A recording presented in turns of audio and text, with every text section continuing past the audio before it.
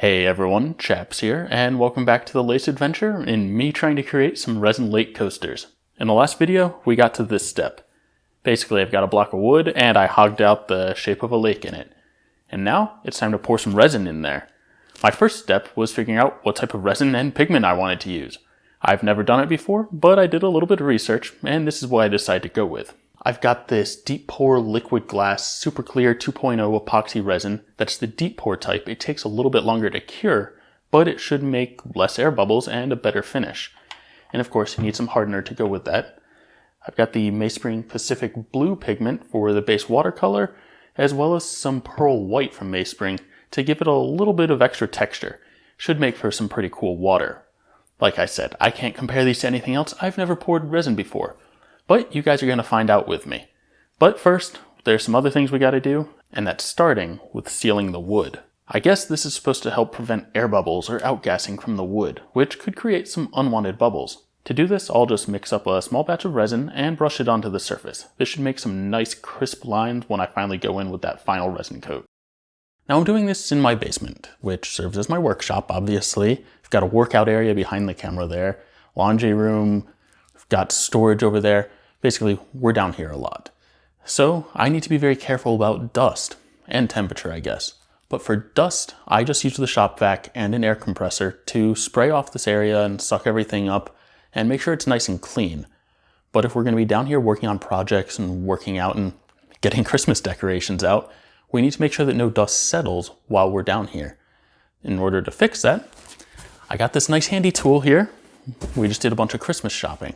So I've got some boxes laying around the house, and this one is the perfect size to cover up my workpiece. Now I'm going to pop down here occasionally and just hit it with this heat gun in order to pop some of the bubbles. One thing that I probably should have done is used a faster resin. In fact, the resin I'm using now recommends a minimum pour depth of a 1/2 inch, and obviously we're nowhere near 1/2 inch. We'll see how that turns out.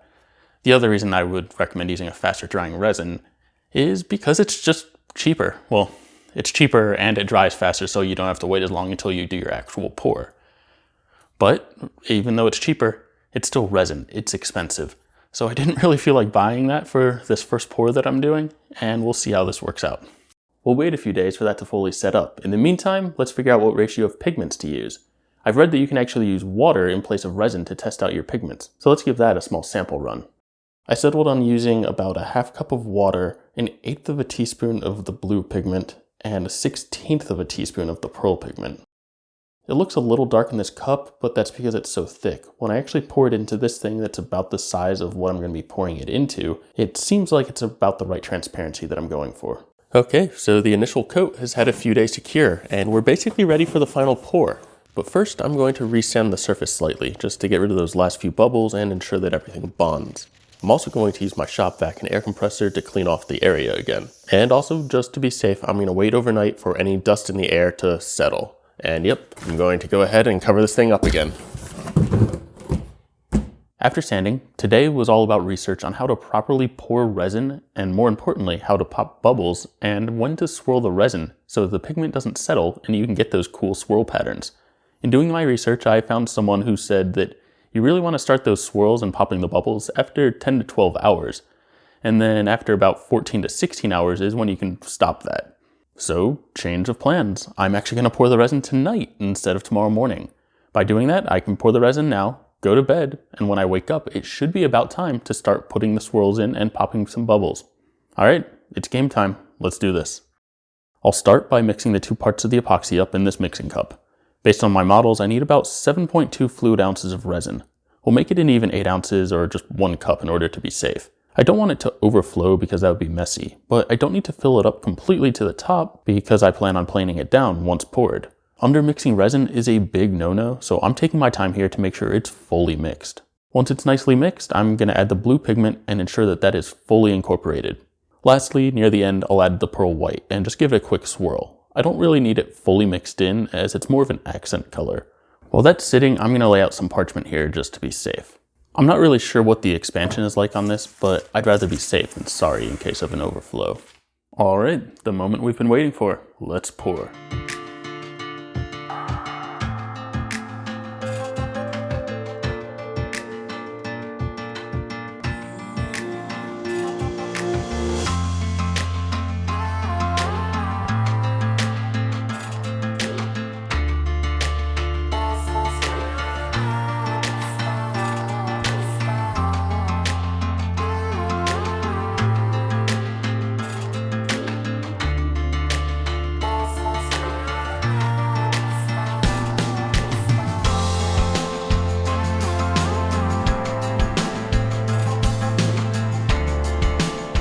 And apparently I didn't do a very good job leveling my table. I've got to shim this up a little bit during the pour here. And man, I actually cut this really close. I thought I would need 7.2 fluid ounces of resin, and I poured myself 9 to have a little bit of wiggle room, and I probably have a ½ ounce of resin left. So man, that was close. Once I poured, I'm giving it a quick swirl, but then basically I'm just gonna let it settle on its own. There's a few obvious bubbles, so I'm gonna hit those with a lighter real quick. My heat gun really isn't the ideal type for this, and I should be using a torch. Those create more than enough heat, and they don't have nearly as much airflow as the heat gun. This isn't actually super necessary though, at least not at this step. With this being such a slow cure resin, most of the bubbles should naturally work their way out.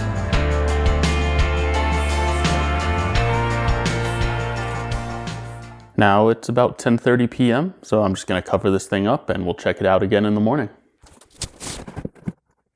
All right, it's been about 12 hours. Let's go ahead and open this up and take a look.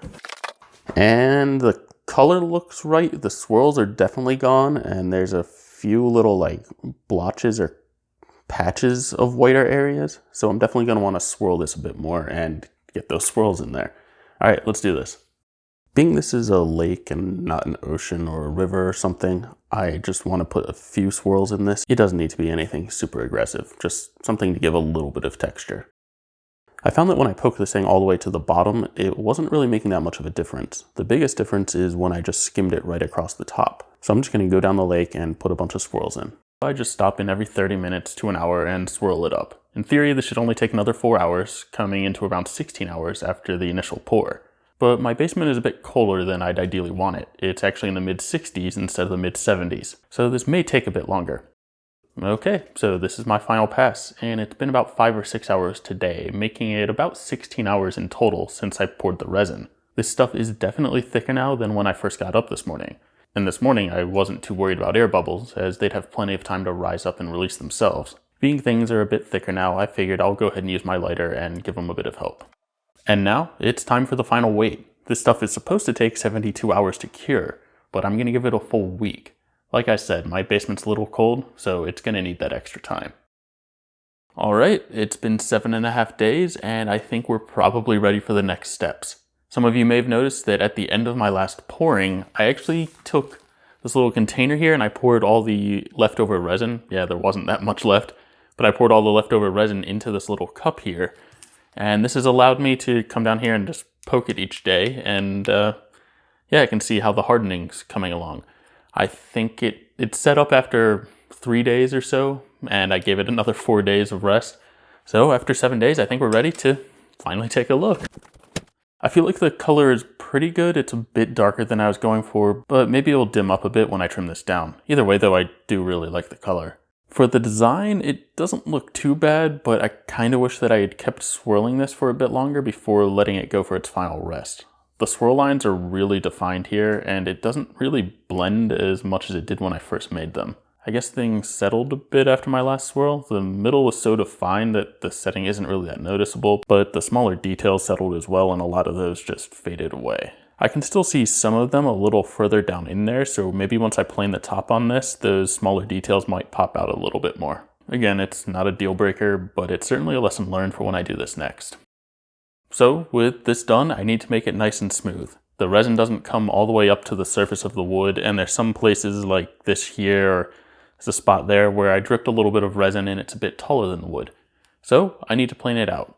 And here I can finally utilize that router sled that I made a few weeks ago. But if you've been following the channel, you know that I actually did invest in a planer. I'm keeping this sled handy for anything that requires more aggressive removal or something with wider boards. This thing can handle boards that are twice as wide as what my planer can handle. But hey, I've got the planer, I'm going to use it for this project. I want to get this down to a better size for a coaster. I'll take a few passes off the top, only taking off a little bit at a time in order to reduce snipe, and also do a few passes across the bottom to thin it out even more. This will keep the resin as deep as possible and just remove part of the solid wood base. Also, the resin swirls are strongest near the surface, so the less I take off the top, the better probably. Next, we need to cut it down to size. Something I didn't hit on in the previous video were these little notches in the 3D printed template that I made. These actually mark the edges of where the 4x24 board should be. I'll throw this back on, make some quick marks, and let's head over to the table saw to trim it down. At this point, I want to do a quick sanding pass. The planer made it more than smooth enough to continue, but eventually I'm going to want a finer sand, and that's going to be much easier to do with this as a single block rather than in 6 individual coasters. So let's go ahead and smooth this out. I'm working my way up from 80 grit. I'm going to use the orbital sander on the sides that we just cut to get those nice and smooth, and then I'm going to do a light pass by hand on the top with the 80 grit. From there I'm working my way up to 220 grit, but with these I'm actually doing wet sanding. This is less aggressive and should help for a smoother finish. You may have noticed that I didn't actually trim the board to its 24-inch length yet, and that's because the saw blade, when I cut it, is actually going to take out a sliver with each slice, and I need to account for that. It's also going to help avoid a little bit of planer snipe on either of the ends. I'll start by finding dead center of the lake and cutting it into 2 boards. Next, I'm going to turn the board sideways to set up a stopper block. This makes sure that each coaster should, in theory, be a perfect square. I can then go cut the remaining pieces out. For all those cuts, I'll be using my miter saw with a fairly coarse blade. I have an 80-tooth blade, but it doesn't seem worth changing into that blade just for these few cuts. Instead, I'll just be sure to go nice and slow. So, there we go. 6 coasters. We're going to do a little bit more sanding, but before that, I've got one last touch to add. I invited my friend over with his wood burning tool. Putting these coasters together forms Seneca Lake, as you guys have already seen. I wanted to flip them over and mark them A through F so that they can easily be ordered. And now, let's sand these down and smooth things out. I already did the top and the bottom and some of the sides. I do have 2 unsanded edges per coaster to do though. Oh, and I'm also going to do a really light sand on the corners just so they're not too sharp. Being these are coasters, they obviously need to be waterproof. Because of that, I'm going to go ahead and add a protective coat. I will note that if I was going to stain them, now would be the time to do that. But I'm not going to. My parents' tables are close to these. Because of that, I think these paler coasters will fit nicely. In order to reduce the grain rise when applying the urethane, I'm actually going to wet these slightly and let them air dry overnight. This will let the fibers absorb the water and rise prematurely. In theory, I didn't need to do this due to the wet sanding previously, but I did it again just to be safe. With this grain now risen, I'll once again need to sand it smooth. I'm going to jump straight up to 220 and then 320 grit for this. And lastly, I'm going to use this 1000 grit sandpaper to go over the resin. Hopefully this will really smooth it out and help it stand out nicely. We'll give these a quick wipe, a pass with the shop vac, a quick air compressor spray, but now we can finally get to the polyurethane. Now I could have just used a thin layer of tabletop resin, but in the interest of time and the ease of coating these, because I'm getting the tops, the sides, and the bottoms, I'm just going to use polyurethane. I use this oil-based stuff on most things I make, but for this I'm actually going with water-based. In theory, this should help prevent it from yellowing over time. And actually, I'm going to try this stuff out. This is a polyacrylic, it's a water-based spray-on polyurethane, basically. I was just going to use that Varathane water-based polyurethane, but I saw this stuff at the store and figured I'd give it a shot. You'll notice that I'm starting with the backs. I've never used this spray before, so I'm going to start with the back as a test run. After the first 2 coats, I'll do another very light sanding at 320 grit. Then 2 more coats, and I think we're good. As a final touch, I'll add some little feet to these coasters. I've got these pads left over from when I redid the cabinets in our master bathroom. These turned out great. As I said before, Seneca Lake's a really special place for my family, and I'm sure my family's gonna love these. As I said, it was my first time doing a lot of this stuff, so I'm definitely gonna be taking the learnings from this and making another set in the future. So far, my main learnings are, 1, when making something that's gonna have a cross-section, like the side of a coaster, doing something topographic would be better, so it's not just a straight line. I also could have chamfered it, I guess, but I wanted more surface area on the top.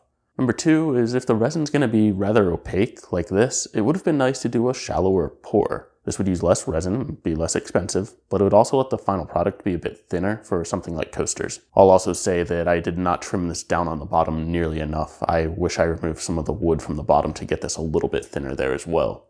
Number 3 is that sealing the wood is really important with certain species. Thought I did a pretty good job here, but I guess I didn't quite nail it, so there's unfortunately a bit of bleed through here. Number 4 is I wish I kept swirling a bit longer before the final curing weight. Once I planed it down and got a little bit deeper, it looks fine, but if I wasn't planing as much, I wasn't entirely happy with how much it had settled. And lastly, number 5 is probably to avoid the spray polyurethane. It was really easy and quick, and it worked well on the wood, but I just found that it wasn't uniform enough on the resin, and you can see some of the dots when the light hits it just right. I'll be keeping all of that in mind for any future resin projects. Speaking of which, I've got a lot of resin left, so if you have any resin project suggestions, please let me know. As usual, if you have any questions about the tools or the processes used throughout either of these videos, just let me know. Hit me up on Twitter or leave a comment down below. While you're down there, if you feel you earned it, please hit that like and subscribe button. Thanks for watching, everyone, and I'll see you next time.